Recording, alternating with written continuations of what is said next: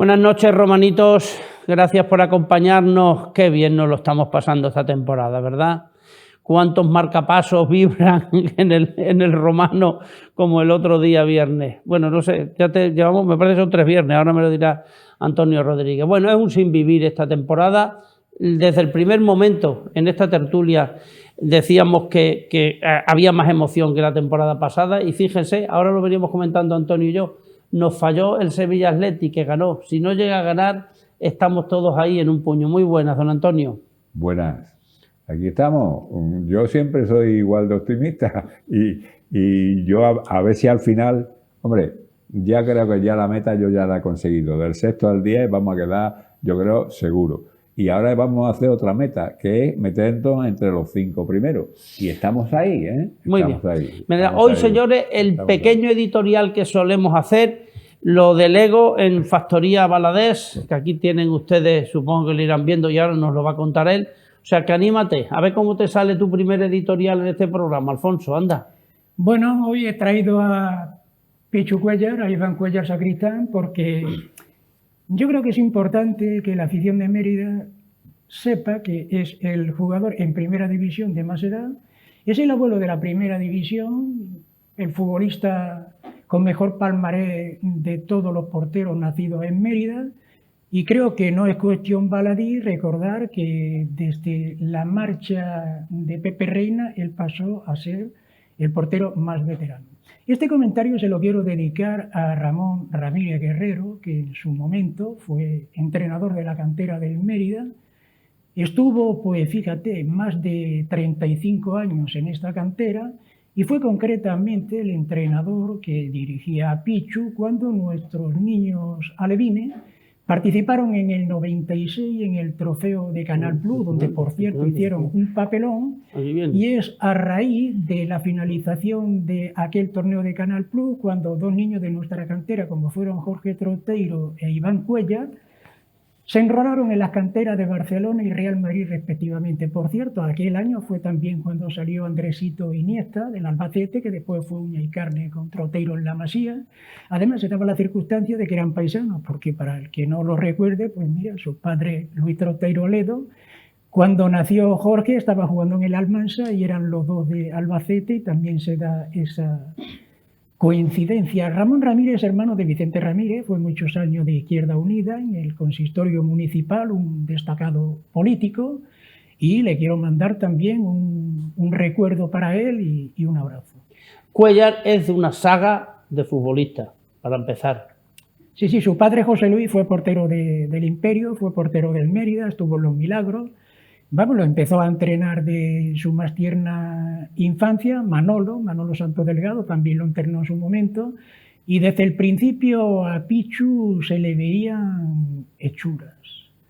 De los jugadores veteranos que hay en España ahora mismo, ya te dije que fue la salida de Pepe Reina al Como de Cesc Fábrega, el calcio italiano, pues le cogió el relevo y están más o menos en el podio Luka Modric, Raúl Albiol, un poquitín rozándolo Jesús Nava, Estuani, Óscar Trejo y el futbolista del Celta, delantero centro del Celta, Yago Aspas. Están ahí también en un segundo lugar, pero en el podio, lógicamente, son Luka Modric, Raúl Albiol y Pichu Cuéllar. A nivel europeo, en las 5 grandes ligas, el portero Pepe Reina también estaría el primero. El segundo, sin ser portero, es un futbolista del Reims, concretamente es Dante Deison López, y Pichu Cuéllar. De las grandes ligas viene también el tercero.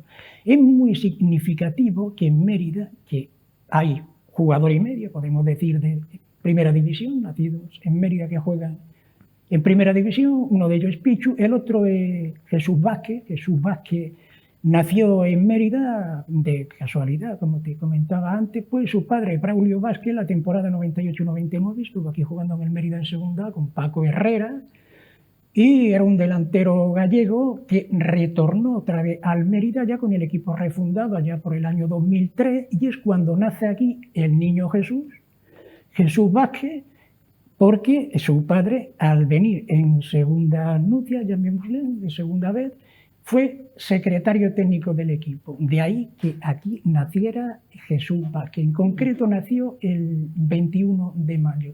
Jesús Vázquez fue secretario técnico del Valencia, entre otros, y ahora lo es del Club Atlético Osasuna. Muy bien, pues entonces, oye, nombres propios, has dicho uno que tenemos que considerar tú y yo, que es Herrera. Gran persona y buen entrenador y buen futbolista. Paco Herrera. Paco Herrera, que todavía Me vive en acuerdo Badajoz. de cuando jugaba que era un mediocampista bueno, y luego como persona es muy buena persona, buenísima persona, y como entrenador pues ha conseguido, bueno, entrenar a muchos equipos en primera y más bien en segunda división, y bueno, es reconocido porque, no sé, me parece que ya, no sé si ya no entrena, pero que le han llamado muchos equipos. En Las Palmas tuvo tiempo. Bueno, igual que Sergio Cresci también estuvo en Las Palmas. Exactamente. Bueno, vamos al partido del viernes, amigos míos. Voy a dar dos nombres propios que te pueden resultar sorprendentes, pero quiero saber la opinión de los dos. Para mí fue un descubrimiento, así entre comillas, Carvalho y Miki Muñoz. ¿Cómo hicieron los dos? Me gustó cómo estuvieron en el centro del campo. ¿Qué te parece? Bueno, Carvalho, estábamos hablando aquí en programas anteriores del tema de los fichajes de diciembre o de enero, y Carvalho para mí es un futbolista muy, muy, muy aprovechable para esta categoría. Yo creo que si hiciera una temporada ese jugador deslumbraría, porque me parece un futbolista técnicamente buenísimo y un futbolista que tiene una capacidad para venir en diciembre de los mejores. Miki, una pena, como nos pasa con Álvaro Juan, que el hombre viene y es un futbolista que deslumbra, porque cada vez que juega lo hace un fútbol tan vistoso que a todo el mundo lo ve. ¿Qué ha pasado? Porque con las lesiones que ha tenido no ha podido cuajar la temporada, y cuando llegan estos momentos en los cuales está ya en las últimas y los futbolistas están más cargados de partidos, pues este futbolista que está más fresco porque no ha jugado tantos partidos también deslumbra.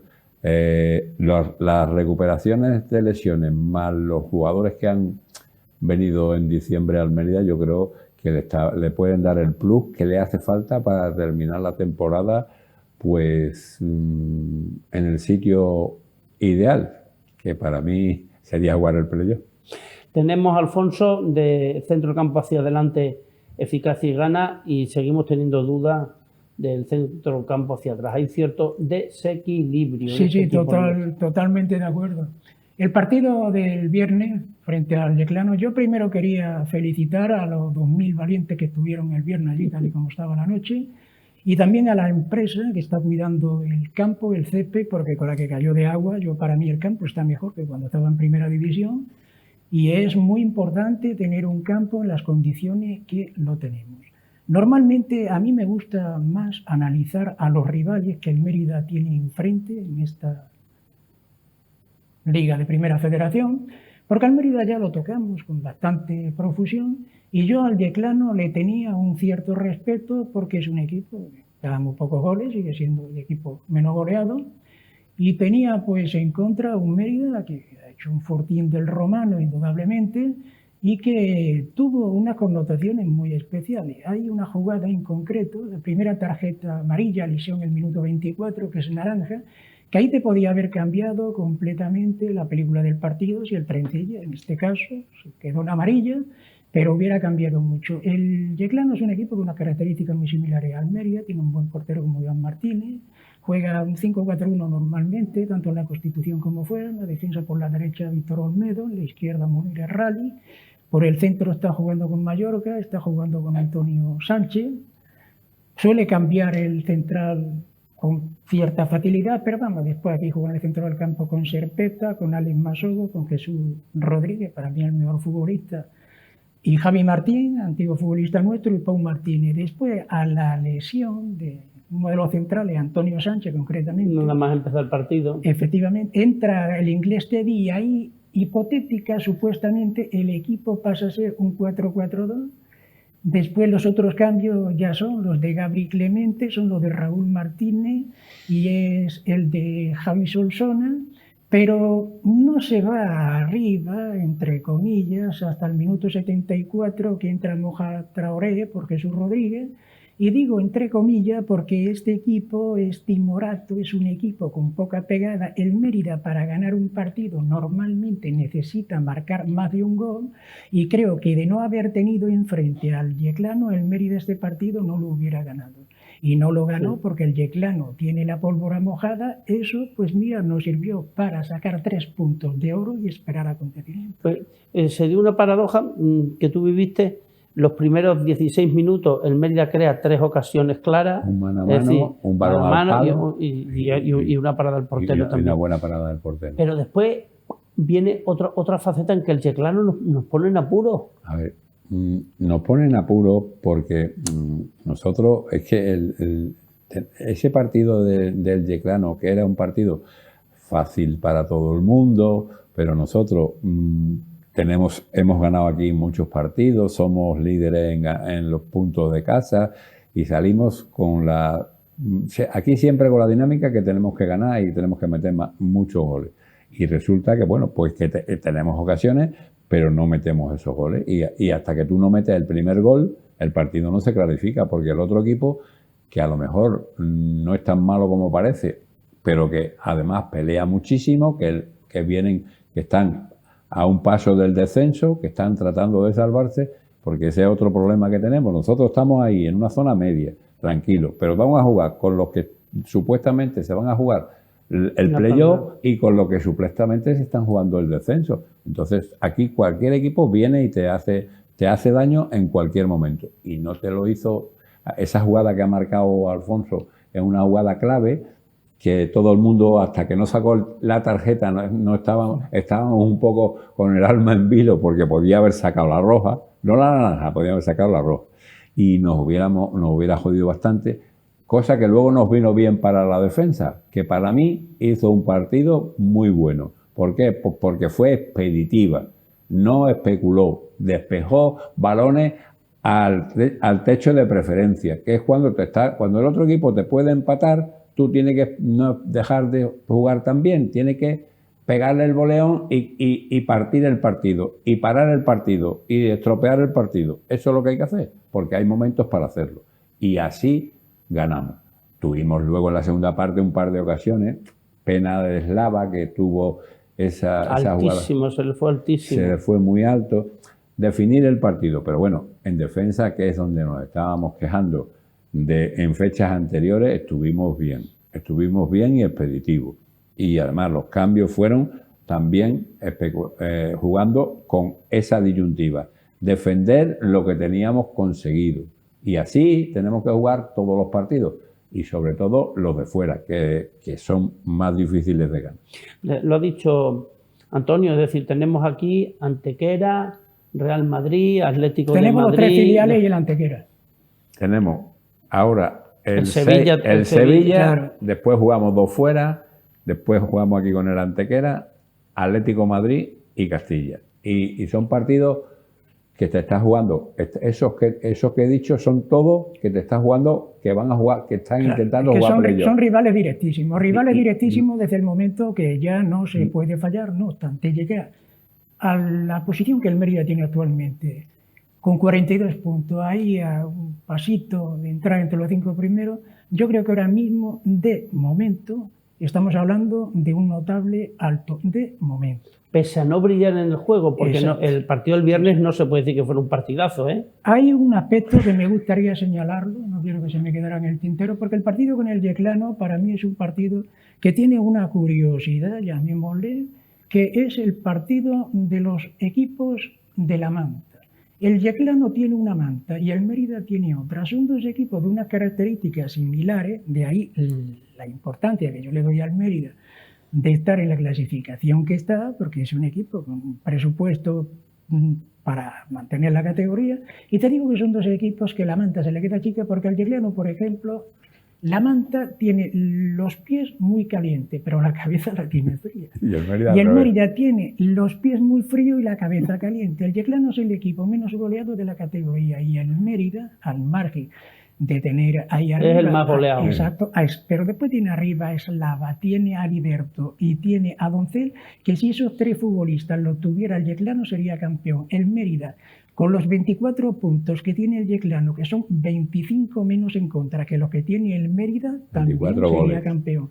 Pero claro, aquí estamos hablando de lo que tú dijiste antes, acertadamente, la regularidad, lo importante en un grupo donde cualquiera te puede regalar una hostia y no precisamente consagrada y ponerte mirando a Villafranca de los Burros.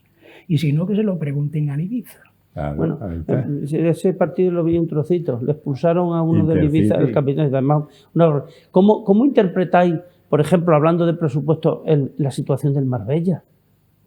La situación del Marbella, para mí, yo no la... Hombre, estamos lejos de allí, no estoy muy informado, pero con la plantilla que tienen y la situación económica que yo intuyo que tiene ese equipo y los jugadores que tienen, me parece una situación, bueno, pues una situación anómala y que ha pechado con la igualdad que existe en el grupo, porque siempre hay 3 o 4 equipos que van definidamente para arriba y otros 8 o 10 que van definidamente para abajo. Y aquí, yo creo que esto es una costelera y estábamos todos ahí metidos, porque ahí tiene la prueba del Intercity, un Intercity que desde que nos jugó con nosotros, cuenta los partidos que lleva ganado. No, ¿A quién le ha ganado? A los de arriba. Y el caso del Sevilla, desde que jugó con nosotros ha perdido 2 partidos o 3 partidos, todos los demás los ha ganado y está metido en playoff. O sea, que una igualdad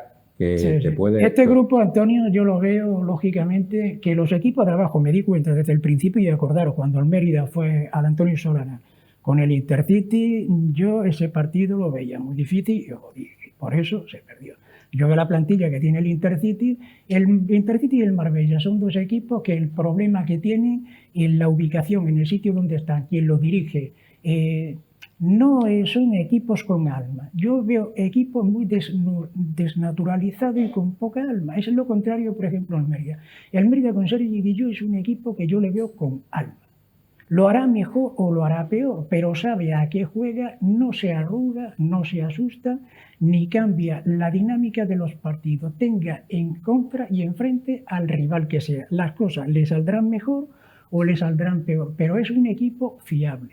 Y para mí el Marbella y el Intercity no son fiables. Si te pones a mirar, nombres tienen más nombres que hombres. El problema es ese, que le falta colmillo, le falta echarle lo que otros equipos con menos presupuesto sí le están echando, y es uno de los motivos. No obstante, este grupo está como está, pero al margen de este grupo, no quiero que se me quede en el tintero, me está gustando mucho también la temporada que está haciendo un equipo muy modesto como es el Tarazona. Hombre, ganó el otro día. Barrero ganó 0-2 en la llana al Sestao.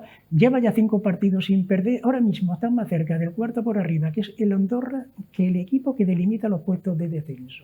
Y encima tiene al máximo goleador del grupo, que es Adri Fuente, con 14 goles. Y estamos todos los emeritenses, al menos yo, y creo que vosotros también, contentos porque Juan Barrero esté haciendo una gran temporada en el Tarazona. Aparte de los perros del otro día, que fue un detallito. Sí, también, hombre, muy bien. Además, los del equipo contrario también sacaron, se prestaron, sacaron. ¿Tú crees? Mira, ahora mira los perritos cómo están saliendo. Hay uno grandísimo que llevaban. Antiguamente, porque creo que ya no vale el dato, Alfonso, se hablaba de la dinámica. Cuando un equipo entra en una dinámica, por ejemplo, negativa, como es el Marbella, sacar la cabeza de ahí cuesta. Nosotros no tenemos dinámica porque somos irregulares. Entonces, claro... Yo te podría poner un ejemplo, Rafa, muy curioso. Yo creo que a la gente le va a gustar. La temporada pasada se pasó por la jornada 29, el Mérida jugaba en el Colombino de Huelva, perdía 3-0, el Mérida ocupaba el lugar 16 en la tabla con 31 puntos, 11 menos que ahora. Y no cambió mucho la temporada, puesto que de los 5 de arriba solo salió el Recreativo de Huelva y entró el Ceuta, y en los puestos de abajo solo salió el Mérida, de los puestos de descenso, y al final cayó el Linares. El Mérida, con los 32 puntos que ha sumado en el Estadio Romano, si yo te comparo la temporada pasada, lo que era el líder intratable Castellón, El Castellón era el equipo que más puntos había sacado fuera con 37, pero ojo al dato. Después, el Córdoba tenía los mismos puntos que el Mérida, 32. El Málaga tenía uno menos que el Mérida, 31. El Ibiza tenía 2 puntos menos que el Mérida y el Recre tenía 3 puntos menos que el Mérida. Lo que quiere decir que los números del Mérida en casa son de equipo de ascenso, pero ojo al dato, el Recreativo Granada, que era el colista con solo 15 puntos, tenía en contra los mismos goles que nosotros. Ese es el problema. Es curioso porque no jugando, por ejemplo, jugó Beney el otro día, Bonac que ya prácticamente ha desaparecido, sin embargo saca jugadores nuevos y hacemos buenos partidos, buenos resultados. El equipo tiene siempre su gen ofensivo y siempre va a ser ofensivo. Y si te fijas, el día pasado jugamos con dos defensas natos, porque los demás son prácticamente de medio campo para adelante. Bueno, en la jugada del gol fue Saúl del Cerro, ¿no? Sí, Saúl del Cerro, empezó, no sé si Carballo, Saúl del Cerro, y Saúl del Cerro. No, pero fue un golazo, fue un gol muy bonito. Fue una jugada maravillosa, un jugadón. Pero ya te digo que nuestro gen es ofensivo. O sea, este equipo va a ir, lo que decía Alfonso, va a ir siempre con esa característica que ya saben todos los equipos que la tiene. Y sobre todo aquí en casa, lo que pasa es que en este partido del Yeclano hicimos un poco lo contrario. Siempre aquí hemos tenido los 10 últimos minutos, 15 últimos minutos, una ofensiva total, y el día del Yeclano, o sea, el viernes, estuvimos defendiendo los 3 puntos que teníamos pidiendo la hora. No, defendiendo, porque además defendimos bien comparado con otras veces que no hemos defendido. Y si lo hemos criticado anteriormente, ahora también es bueno decirlo. Hay una jugada que yo me fijé bastante. Y sin el Atuman, por cierto. Y sin Atuman, y sin Gané, y sin Beney, y sin Juanjo, llevamos casi media temporada.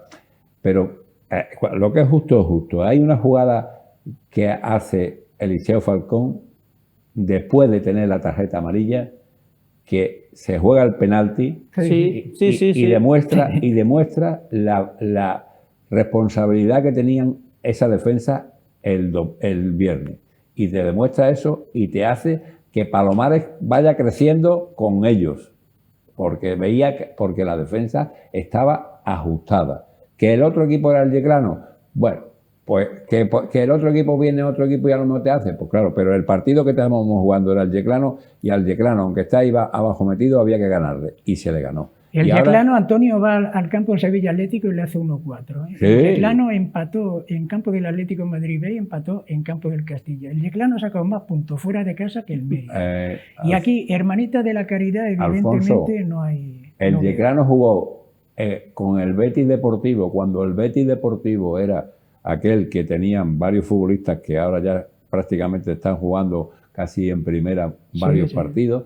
Y el primer tiempo que lo vi yo, le dio un baño al Betis Deportivo en su ciudad deportiva increíble. Además de ganar la Condomina al Murcia, entre otros equipos.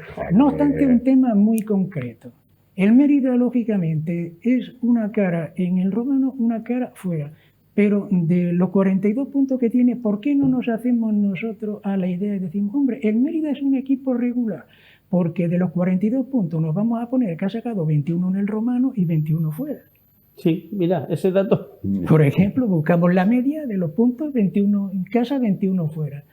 Yo, lo que ha dicho antes Antonio, tiene razón, efectivamente, que entre el jugador que entre en el Mérida y al margen de las altas y las bajas que ha habido, el equipo no se resiente, pero es porque el equipo tiene una forma de jugar muy concreta. Tanto Dani Soler como Sergi y yo han impuesto un sistema de juego que el futbolista entra aquí, entra, porque lo machacan, lo ensayan, lo entrenan, y el futbolista cuando juega llega con una mentalidad que no se distingue lógicamente los hombres, sino que tú ves a Tumán, ves a cualquiera de los que ha venido, con los que han salido, y es un equipo coral que la diferencia lógicamente es mínima, y eso es importante. Yo creo que el Mérida nos va a bajar de los puesto noble, de los puestos de arriba en toda la temporada, porque yo mirando temporadas anteriores, lo que te dije del año pasado, que de los 5 primeros solo se descuelga el quinto, que es el retrimento del Ceuta, y por abajo solo hay un cambio.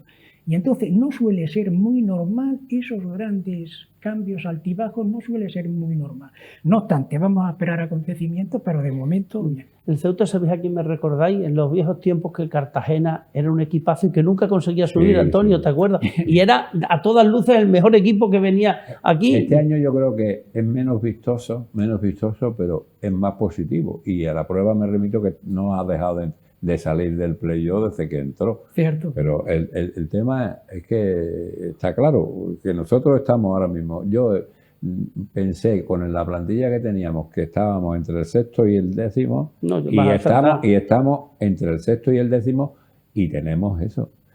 Una duda que me quedó el viernes, creo que, bueno, una no, quizás fueran dos, pero una sobre todo. Álvaro Juan, para mí, que estaba llegando a coger más, y al final lo cambió. Me hubiera gustado ver, claro, lo cambió, algo pasaría y él vería que tenía que cambiarlo, pero era un momento en el que él estaba, el partido además estaba para él en el sentido del contraataque, porque además nosotros cuando nos metimos abajo, en bloque bajo, como dicen ahora, y salíamos al contraataque, que ahí tuvimos la de Eslava que hubiera definitivamente matado el partido, pero no la tuvimos. Alfonso, el Cartagena de estos tiempos que hemos jugado es el Ceuta actual, porque el Ceuta está ahí arriba y al final no consigue subir, claro. Bueno, lógicamente el año pasado no tuvo suerte en la fase de ascenso con el Nati, estuvo muy cerquita. Lo que sí quiero dar un puntito que va a gustar, cierto punto, si el Mérida se metiera entre los 5 primeros, yo estoy convencido de que lo mismo que el año pasado, todos los equipos de este grupo subieron, el campeón probablemente sube directo, pero hubo pleno de equipos que ascienden, porque este grupo es más fuerte que el grupo primero.